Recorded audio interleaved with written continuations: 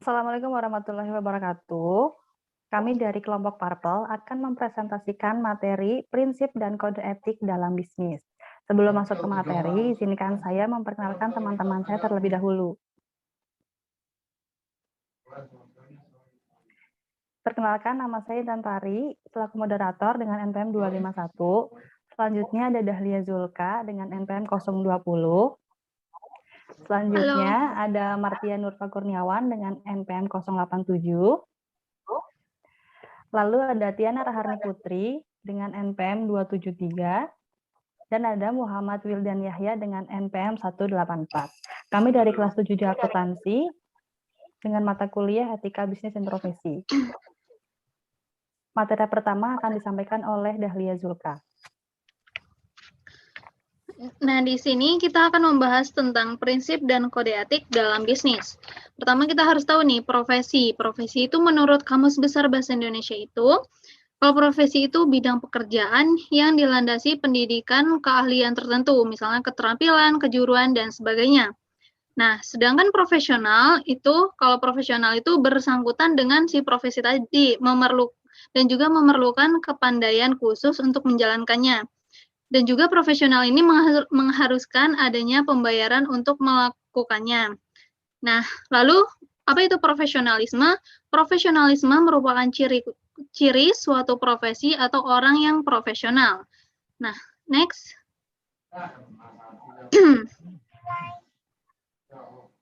Nah, untuk definisi profesi itu banyak sekali ya, bisa kalian lihat di buku Sukrisno juga, bisa juga mencari referensi lain. Nah, dari berbagai definisi itu dapat diketahui bahwa definisi yang diberikan mulai dari yang sangat luas sampai definisi yang khusus dan terbatas.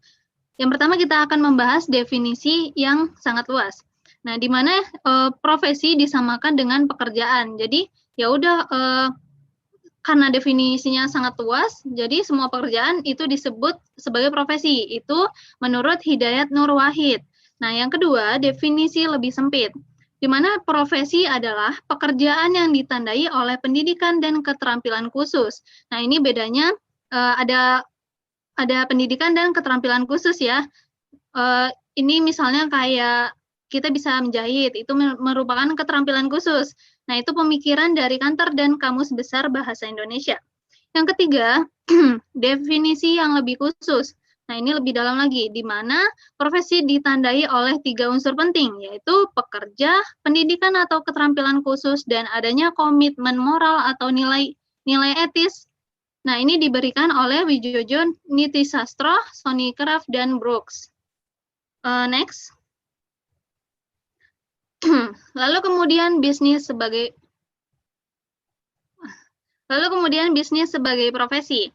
Nah, di sini dalam arti yang lebih terbatas atau khusus ya, di sini tuh muncul perdebatan antara bisnis itu sebagai profesi atau bukan sih gitu. Nah, di sini minimal harus ada 3 kaidah agar suatu pekerjaan dapat disebut profesi.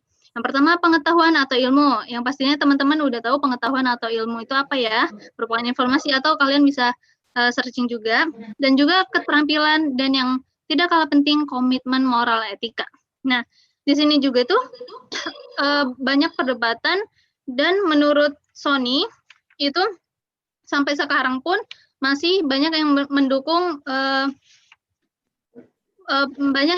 atau bertanya, emang iya ya kalau dalam bisnis itu harus ada komitmen moral gitu. Bukannya dalam bisnis itu ya persaingan gitu. Kalau misalnya yang lemah akan kalah gitu. Nah, tapi makin ke sini banyak masyarakat itu yang maaf guys. Yang hentiin dulu yang. Lupa. Lanjut yang. Nah, untuk memperjelas kita akan mengetahui tentang bisnis amoral. Next.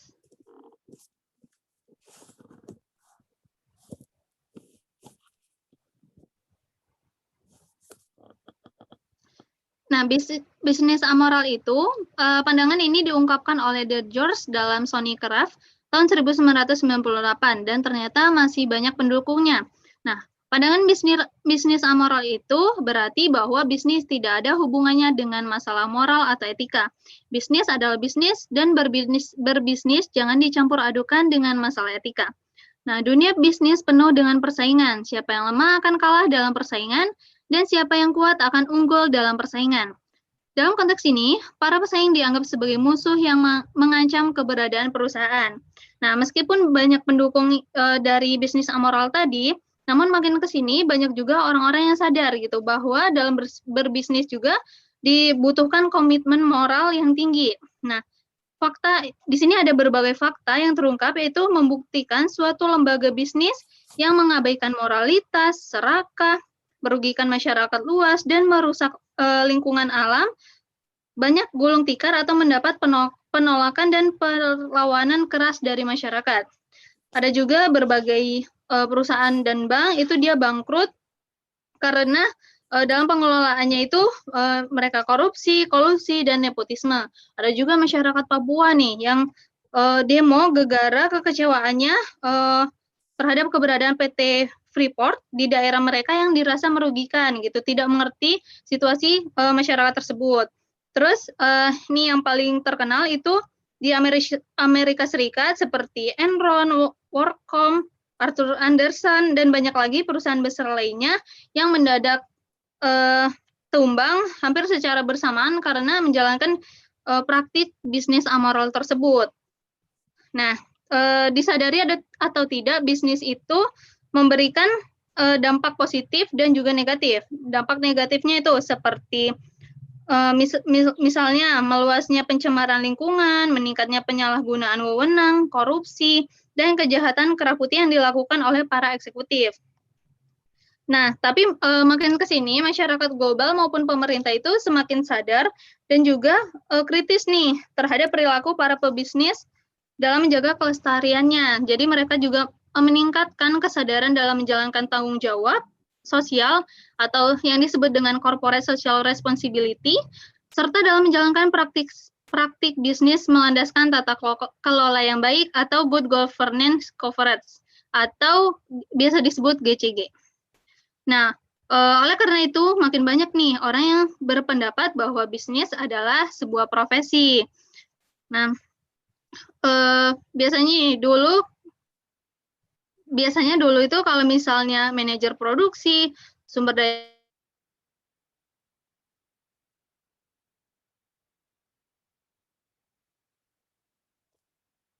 itu hampir semua jabatan itu adalah profesi. Dan karena merupakan profesi, maka diisi sama orang-orang yang profesional. Nah, yang membedakan pekerjaan biasa dengan profesi itu ada dampak. Kalau di dalam pekerjaan biasa itu dampak terhadap masyarakatnya itu terbatas, sedangkan profesi itu dampak terhadap masyarakatnya itu luas. Nah, karena dampak terhadap masyarakatnya luas, oleh karena itu suatu profesi itu harus ada kualifikasi tertentunya.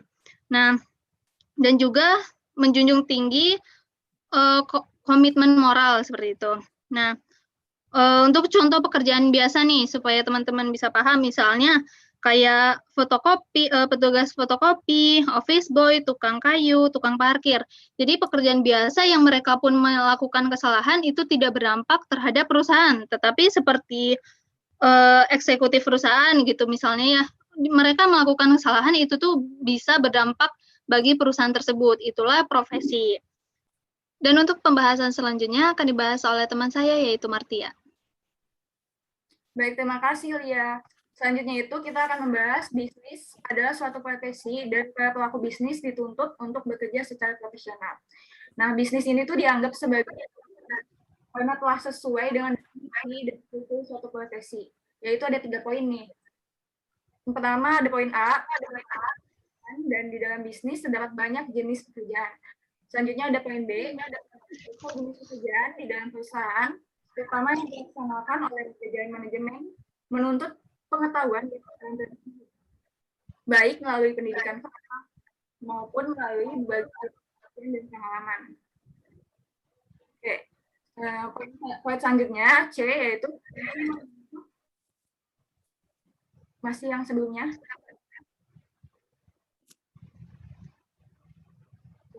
Poin C, profesi menuntut penerapan kaidah moral atau etika yang sangat ketat. Oke, next. Nah, di sini ada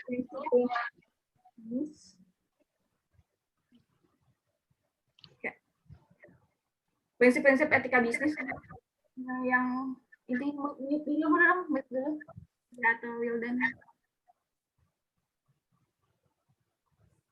Di mute dulu dong guys. Iya guys, yang nggak ngomong di mute nah. Soalnya double gitu.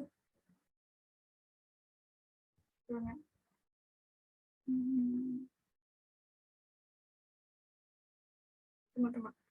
Oke. Oke, selanjutnya itu kita membahas prinsip-prinsip etika bisnis. Nah, ini tuh menurut Cochrane Table, yang mana merupakan suatu kombinasi yang dilandasi secara bersama oleh konsep etika Jepang, yaitu Kyosei, yang sifatnya itu lebih menekankan kebersamaan dan konsep yang lebih menekankan pada penghormatan terhadap martabat atau nilai-nilai individu. Nah, di sini ada beberapa poin, yaitu ada tanggung jawab bisnis, merupakan dari shareholders ke stakeholders, kemudian ada dampak ekonomis dan sosial dari bisnis, yaitu menuju inovasi, keadilan, dan komunitas dunia. Lalu selanjutnya ada perilaku bisnis. Nah, ini tuh dari hukum yang tersurat ke semangat saling percaya. Nah, ada juga sikap menghormati aturan. Lalu selanjutnya ada dukungan bagi pedagang multilateral. Nah, ada juga sikap hormat bagi lingkungan alam. Dan yang terakhir itu menghindari operasi-operasi yang tidak etis. Oke, slide selanjutnya. Nah, apa sih etika lingkungan hidup? Di sini persoalan lingkungan hidup yaitu hubungan dan keterkaitan antara manusia dengan alam dan berpengaruh tindakan manusia terhadap kerusakan. Nah, ini tuh baru mulai disadari pada abad ke-20, yaitu bersamaan dengan pesatnya pertumbuhan bisnis modern dengan dukungan kemajuan ilmu pengetahuan dan teknologi. Nah, kesadaran ini tuh mulai muncul nih setelah ada indikasi bahwa pertumbuhan ekonomi global yang ditulang punggungi oleh perusahaan-perusahaan raksasa berskala global gitu ya, seperti perusahaan-perusahaan multinasional, nah telah mulai mengancam eksistensi bumi. Nah, ini tuh berkaitan juga dengan yang dikatakan oleh Bartens 2001, yaitu seperti ini, pertumbuhan ekonomi global saat ini telah memunculkan 6 persoalan lingkungan hidup, yaitu ada akumulasi bahan beracun, efek rumah kaca, perusakan lapisan ozon, hujan asam, deforestasi dan penggurunan, serta kematian bentuk-bentuk kehidupan. Oke, next. Ya, slide selanjutnya akan dibahas oleh teman kita, Intan. Silakan. Ya, selanjutnya ada isu lingkungan hidup. Isu ini muncul mulai dari abad 20 hingga sekarang yang merupakan masalah yang sangat krusial sekali ya. Yang pertama ada akumulasi bahan beracun. Akumulasi bahan beracun ini timbul akibat adanya limbah pabrik yang membuangnya sembarangan ke sungai hingga akhirnya mengalir ke perairan, bahkan ke isu air minum yang sekarang tuh semakin buruk. Selanjutnya ada efek rumah kaca disebabkan oleh gas polutan penyebab pemanasan global. Biasanya itu gasnya itu tuh gas CFC yang terdapat di AC atau pemanas kulkas. Selanjutnya ada perusakan lapisan ozon, di mana banyaknya penggunaan gas CFC tadi, serta banyaknya penggunaan barang-barang dari plastik dan busa seperti styrofoam, yang merupakan sumber utama perusakan dari lapisan ozon. Selanjutnya ada hujan asam atau acid rain, disebabkan oleh asap pabrik yang menyatu dengan udara dan menyebabkan hujan asam. Selanjutnya ada deforestasi dan pengguruan timbul akibat adanya perusakan hutan yang berdampak pada erosi, banjir, berkurangnya fungsi hutan sebagai penyerap gas polutan, tempat perlindungan hewan, dan berkurangnya kesuburan tanah. Lalu ada keanekaragaman hayati. Keanekaragaman hayati ini merupakan keanekaragaman spesies di bumi sebagai bentuk kekayaan alam dan sebagai unsur-unsur mata rantai kehidupan. Namun akibat pemanasan global tadi, keanekaragaman ini terancam punah. Next. Selanjutnya ada paradigma etika lingkungan hidup. terdapat 3 paradigma. Yang pertama ada etika kepentingan general mendatang. Hal ini berarti bahwa segala keputusan dan tindakan yang dilakukan itu jangan hanya memikirkan di masa sekarang, melainkan memikirkan di masa mendatang. Selanjutnya ada etika biosentris. Perilaku etis tidak hanya dilihat dari sudut pandang manusia, melainkan dari non-manusia seperti flora dan fauna, dan benda non-organisme. Terakhir ada etika ekosistem yang meyakini bahwa bumi dan seluruh isinya merupakan ciptaan Tuhan. Next. Selanjutnya ada kode etik di tempat kerja. Berdasarkan AM Malik Agung 2007, terdapat 4 peran penting dalam SDM. Yang pertama ada peran administratif, kedua peran kontribusi, yang ketiga peran agen perubahan, dan yang keempat peran mitra strategis. Selanjutnya akan dijelaskan oleh Tiana Raharni.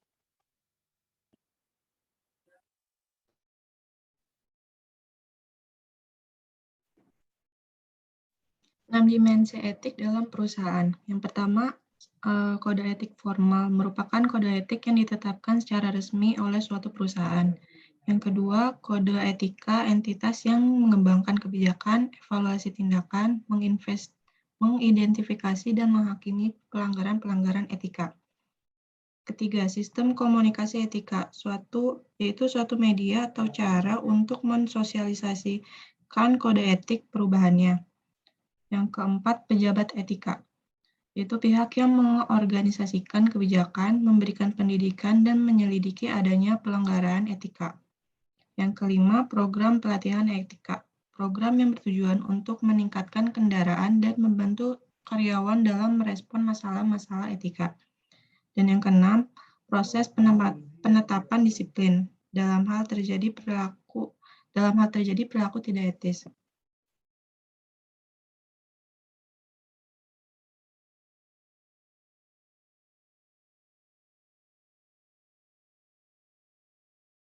Selanjutnya ada hak-hak karyawan menurut Sonny Carver. Yang pertama ada hak atas pekerjaan yang layak, kedua hak atas upah yang adil, ketiga hak untuk berserikat dan berkumpul, yang keempat hak atas perlindungan keamanan dan kesehatan, yang kelima hak untuk diproses hukum secara sah, yang keenam hak untuk diperlakukan sama, yang ketujuh, hak atas rahasia pribadi. Dan yang ke-8, hak atas kebebasan suara hati.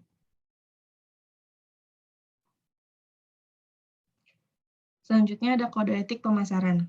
Fungsi pemasaran memiliki peran penting dalam perusahaan tidak hanya sekedar menjual barang pada konsumen, melainkan bagaimana cara memperkenalkan produk kepada konsumen secara tepat dan efisien.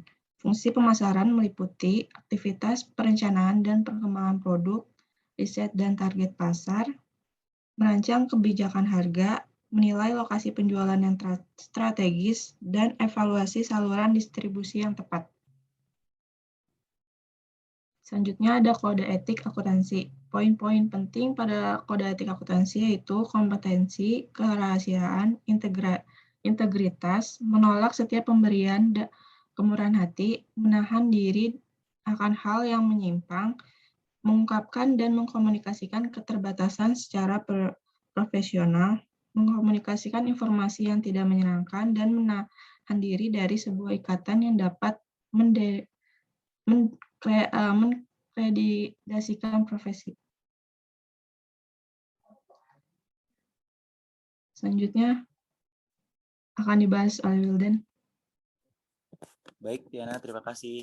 Selanjutnya itu ada kode etik keuangan. Jadi, akhir-akhir ini makin banyak dan makin sering terdengar berita tentang isu atau skandal pelanggar anggaran etika di bidang keuangan yang dilakukan dan melibatkan oknum pejabat terkait di bidang keuangan. Pelanggaran etika yang sudah sering terdengar antara lain insider trading, transaksi saham ilegal, proyeksi laporan keuangan direkayasa untuk memperoleh kredit bank. Kemudian ada rekayasa laporan keuangan untuk tujuan pembayaran pajak atau untuk mendongkrak harga saham, dan sebagainya. Belum lagi sifat yang uang sangat liquid, maka harta perusahaan dan bentuk kas atau mudah sekali menjadi sasaran pencurian dan memanipulasi. Oleh karena itu, pekerjaan di bidang keuangan harus sangat sekali butuh profesi yang memenuhi syarat-syarat untuk mendapat anggapan sebagai profesi. Yang pertama, yaitu diperlukan pengetahuan tentang manajemen keuangan, kredit dan perbankan, kemudian ada keperluan keterampilan yang tinggi dan mempunyai sikap dan perilaku etis tentunya yang kita ketahui ya teman-teman. Nah, kemudian selanjutnya yang akan saya jelaskan dari presentasi di paparan ini, yaitu mengenai Asosiasi for Investment Management and Research atau kita tahu AIMR. Yaitu yang pertama yaitu bertindak berdasarkan integritas, kompensasi, dan bertindak etis dalam berhubungan dengan publik, pelanggan, calon pelanggan, atasan, karyawan, dan anggota profesi. Kemudian yang kedua yaitu menjalankan dan mendorong pihak lain untuk bertindak etis dan profesional yang akan mencerminkan kepercayaan anggota profesi dan profesi mereka. Kemudian yang ketiga, berusaha keras untuk memelihara dan meningkatkan kompetensi dalam profesi. Kemudian yang keempat, menerapkan kehati-hatian dalam menjalankan penilaian. Nah, dari standar-standar perilaku profesional ini juga meliputi tanggung jawab, yaitu yang pertama ada tanggung jawab fundamental, yaitu ada hubungan dan tanggung jawab atas profesi, kemudian ada hubungan dan tanggung jawab atas atasan, kemudian ada hubungan dan tanggung jawab atas pelanggan dan calon pelanggan, kemudian ada hubungan dan tanggung jawab pada publik. Oke, next.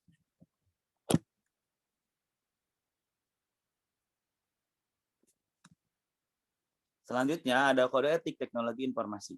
Nah, kita tahu pesatnya kemajuan ilmu pengetahuan dan teknologi informasi serta komunikasi telah mendongkrak kegiatan bisnis yang terkait dengan sistem informasi dan komunikasi untuk tumbuh dan berkembang dengan sangat pesat.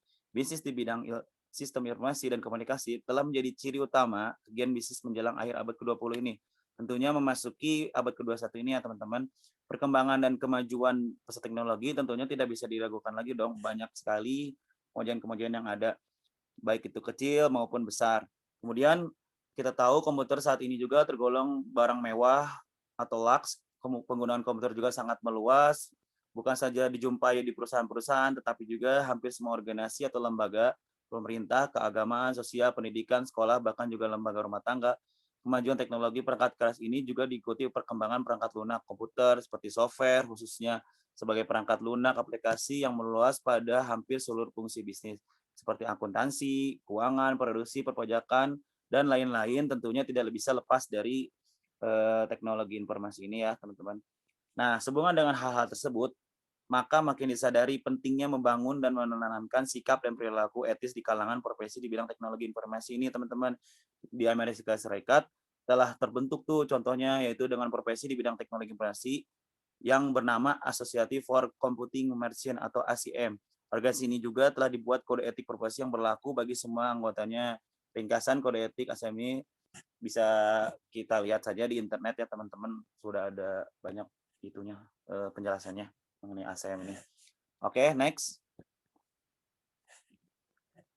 Nah, kemudian ada kode etik fungsi lainnya. Komunikasi yang tidak efektif antara orang di dalam satu bagian atau komunikasi yang tidak kondusif antar bagian dalam suatu perusahaan bisa menimbulkan suasana dan budaya perusahaan yang tidak kondusif, seperti saling curiga, saling menyalahkan, saling menjatuhkan, bersaing tidak sehat dalam memperebutkan suatu jabatan dan sebagainya. Hal ini menimbulkan stres bagi karyawan yang pada akhirnya merugikan perusahaan secara keseluruhan. Oleh karena itu, semua karyawan pada semua fungsi di suatu perusahaan harus selalu bersikap profesional, yaitu menguasai bidang ilmu, menerampilkan pada bidangnya, serta harus mempunyai perilaku sikap etis. Oke, next. Kemudian perbandingan topik-topik kode etik. Yang pertama itu ada integritas. Banyak yang menginterpretasikan integritas itu sama dengan kejujuran. Meski sebenarnya konsep integritas itu lebih luas, teman-teman, dibanding dengan sekedar kejujuran. Kejujuran hanya merupakan salah satu unsur yang membangun integritas seseorang pada seseorang. Kemudian untuk yang kedua yaitu ada whistleblowing. Bila dilihat dari artinya, katanya whistle, berarti whistle itu fluid dan blowing itu berarti meniup, sehingga whistleblowing itu sebenarnya meniup fluid. Namun yang sesungguhnya dimaksudkan dengan whistleblowing, menurut Sonny Kerab 1998 adalah tindakan yang dalam konteks etika sebagaimana beberapa orang karyawan membocorkan kecurangan atau dilakukan oleh seorang atau yang dilakukan oleh perusahaan atas atasannya kepada pihak lain. Pihak yang dilapori ini bisa saja atasan yang lebih tinggi atau menyatakan luas bila laporan ini masih ditujukan kepada orang atau pejabat di dalam perusahaan. Maka tindakan ini disebut whistleblowing. Namun, bila tindakan pembocoran ini sudah dilakukan kepada masyarakat atau orang di luar perusahaan, maka tindakan ini disebut sebagai external whistleblowing. Tindakan yang dilakukan oleh karyawan perusahaan membangun Adam R. yang mengadukan tindakan kebijakan direksi perusahaan ke Dewan Perwakilan. Oke, next. Yang ketiga itu ada kompensasi. Kompensasi ini berarti kecakupan atau kemampuan dalam menjalankan suatu pekerjaan atau profesinya. Orang yang berkompeten berarti orang yang dapat menjalankan pekerjaannya dalam kualitas hasil yang baik. Dalam arti luas, kompetensi mencakup penguasaan ilmu atau pengetahuan, knowledge yang terampil mencukupi. Kemudian yang terakhir itu ada objektivitas dan independensi. Objektivitas berarti tujuan dan sesuai sasaran. Kemudian tidak berat sebelah, selalu didasarkan atas fakta atau bukti yang mendukung. Sekian dari presentasi saya kembalikan kepada moderator. Terima kasih Wildan. Sekian pemaparan materi dari kelompok Purple. Mohon maaf jika banyak kekurangannya dan semoga pemaparan dari kelompok Purple dapat menambah referensi kalian. Wassalamualaikum warahmatullahi wabarakatuh.